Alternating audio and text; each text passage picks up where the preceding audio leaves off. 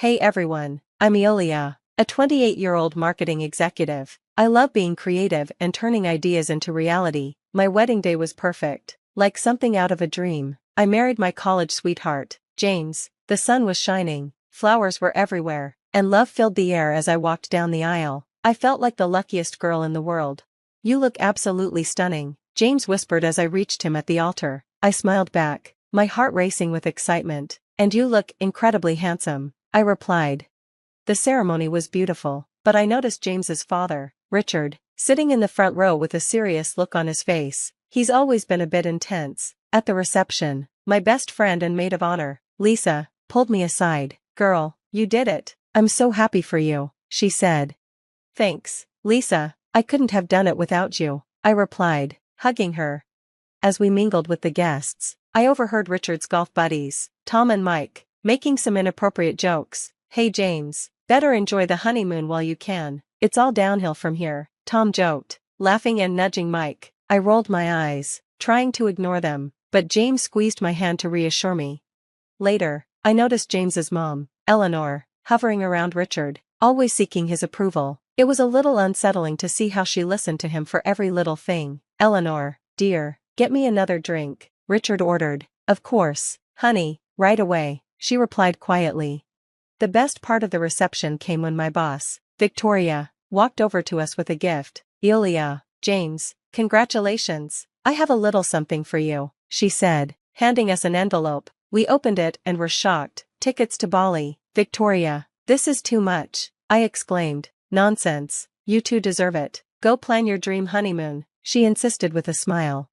As the reception wound down, James and I found a quiet corner. "Can you believe it? We're married and going to Bali," I said excitedly. James pulled me close. "I can't wait to start our life together, Eolia, just you and me, no distractions." Little did we know, our perfect bubble was about to burst, but in that moment, all I could think about was the amazing future ahead of us. If only I had known what was coming, maybe I could have been more prepared, but hey, that's life, right? Full of unexpected twists and turns.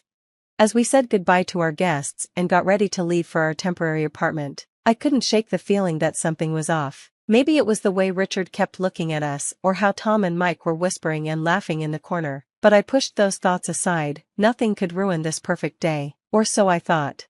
2 days before our big trip, I was rushing around our apartment, checking things off my packing list. "James, honey, have you seen the Bali tickets? I want to put them in my carry-on." James looked up from his laptop, frowning. "I thought you had them." We tore the apartment apart, searching every drawer, every pocket. Nothing. Panic started to set in. "Maybe we left them at your parents' place?" I suggested, trying to stay calm. James nodded and called them. "Mom, it's James. Have you seen our honeymoon tickets?" I watched his face change as he listened, and my stomach dropped. "He did what?" James exploded. "Put him on the phone now." James paced the room, his face turning red. "Dad, tell me you didn't take our honeymoon tickets to Bali." I could hear Richard's loud voice through the phone. "Don't be dramatic. I deserve a vacation after paying for your big wedding. The boys and I needed a getaway." "Those were our tickets, our honeymoon," James shouted. "Oh please, you can go anytime. I had a small window with the guys. You'll understand when you're older," Richard replied. James looked at me, his eyes filled with anger and guilt. "Dad, you need to come back. This isn't right." "Don't be silly, we're already here. Make other plans. I'll bring you back a souvenir." The call ended, and James stood there, holding the phone, looking lost. "I can't believe he did this," I whispered, tears starting to fill my eyes. James pulled me into a hug. "I'm so sorry, Eolia, I don't know what to say." I pulled away, wiping my eyes. "What are we going to do?" James sighed. "I don't know, maybe we can book something else," but I could see the conflict in his eyes. He was angry, but not as angry as I was. The next day at work, I was still upset. As I passed Victoria's office, I overheard her on the phone. "Yes, the deal's off. Richard's company has been causing us nothing but trouble. I'm starting to wonder if they're playing by the rules at all." I froze. "Richard's company, James's family business?" Victoria spotted me. "Eolia, is everything okay?"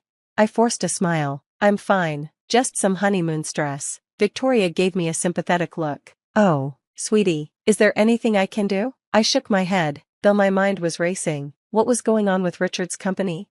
That evening, I talked to James. Honey, I overheard something at work about your dad's company. James tensed up. What about it? Victoria mentioned some problems, said they might not be playing by the rules. Do you know anything about that? I asked. James ran his hand through his hair. Dad's always been creative with business, but I'm sure it's nothing serious. But I could see doubt in his eyes. This was bigger than the stolen tickets, much bigger. James, we need to figure out what's going on, with the tickets, with the company, all of it, I said firmly. He nodded slowly. You're right, but, Ilya, this is my family we're talking about. I took his hand. I know, but we're family now too, and something isn't right here. As we sat together, planning our next move, I couldn't shake the feeling that our perfect life was about to get a lot more complicated, but I was ready to face it. No one messes with my honeymoon and gets away with it. With our honeymoon plans ruined, James and I tried to make the best of our time off, but the more we looked into Richard's behavior, the worse things seemed. We decided to visit Eleanor, hoping she might help. As we sat in her living room, she broke down, crying. I'm so sorry about your tickets, she sobbed. Richard, he's always been like this, controlling everything, especially the money. I reached out to hold her hand. Eleanor, has he always treated you this way? She nodded, tears streaming down her face. 4 years. He makes me feel so small, like I can't do anything right. James looked shocked. Mom, why didn't you ever say anything? I was afraid, she whispered. He threatened to leave me with nothing if I ever spoke up. My heart broke for her. This was worse than we thought. Later that week, my friend Lisa called, sounding upset. Ilya, I don't know how to tell you this, but I overheard something at the country club. What is it, Lisa? Richard's been telling people you're a gold digger, that you're only with James for his money. I felt like I'd been punched in the gut. He said what? I asked, shocked. I'm so sorry, Ilya. I know it's not true, Lisa said. I confronted him, but he just laughed it off. I was furious. Thanks for telling me, Lisa. We'll handle this. When I told James, he was livid. I can't believe he'd stoop so low. Ilya, I'm so sorry. But the final straw came when James decided to dig into the family business finances. He spent hours looking through documents, growing paler by the minute. Ilya, he said, his voice shaking, my dad's been embezzling from the company for years. I sat down, shocked. Oh, James, what are we going to do? I don't know. This could ruin everything, the business, our family. I took a deep breath. James, we have to stand up to him. This can't go on. He nodded slowly. You're right, but, he's my father. I know, honey, but what he's doing is wrong, to us, to your mom, to the business. We have to stop him. The next day, I confided in Victoria about what we had discovered. She listened carefully, her face growing serious. Ilya, this is very serious. If what you're saying is true, Richard could face some severe consequences. I know, I said, feeling a mix of relief and anxiety, but we can't let him keep hurting people.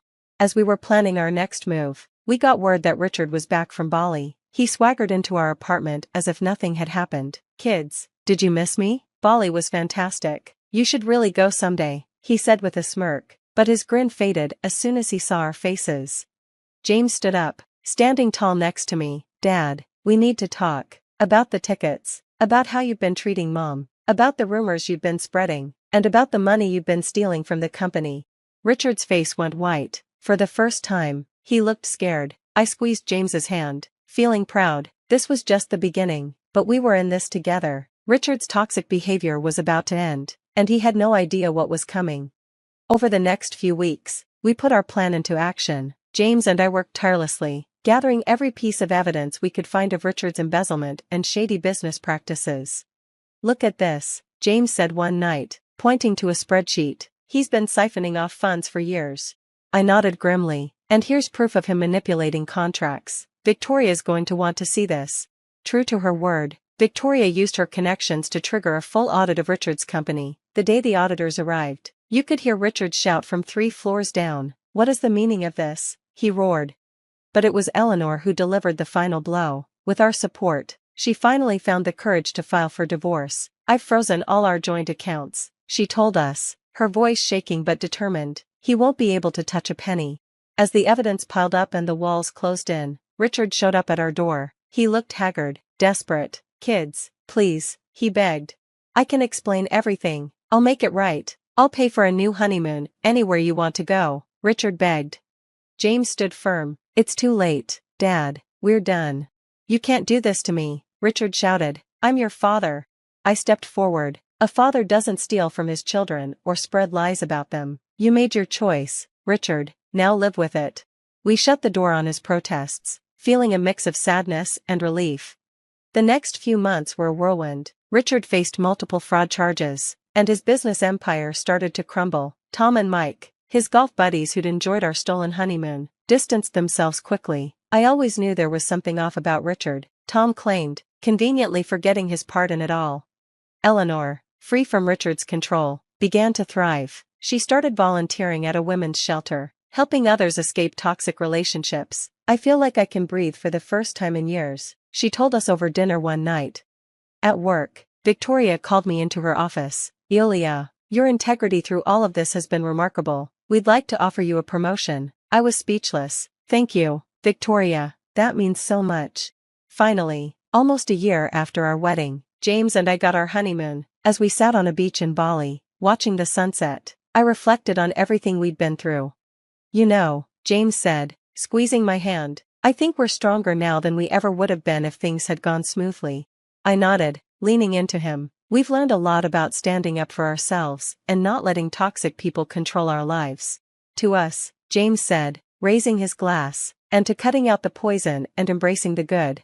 As we clinked our glasses, a sense of peace washed over me. We'd been through so much, but we came out stronger, wiser, and more in love than ever. That, more than any dream honeymoon, was worth celebrating. If you were in my shoes, would you have given Richard a second chance after he apologized and offered to pay for a new honeymoon? Or do you think cutting toxic family members out of your life completely is the right move, no matter what?